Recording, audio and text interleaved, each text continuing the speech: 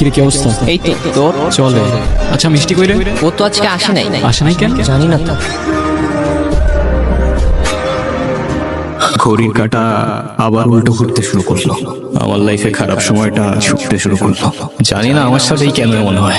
যাদের সবচেয়ে প্রয়োজন ধারাই চলে যায়। প্রথমে মা, এখন তুমি। একদিন দুই দিন করে এভাবে প্রায় 18 দিন কেটে যায়। তারপর একদিন কি রে, কি হয়েছে তোর?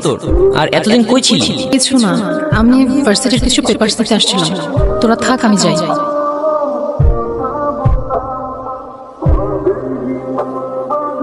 তুমি কি আমাকে ইগনোর করতেছো?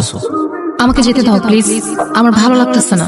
আমি তোমাকে আটকাচ্ছি না। ইগনোরই যেহেতু করবা, 2 দিনের জন্য পাশে থাকার কি দরকার ছিল? তোমার যেমন আমার জন্য ফিলিংস ক্রিয়েট হচ্ছে, সেম জিনিসটা আমার।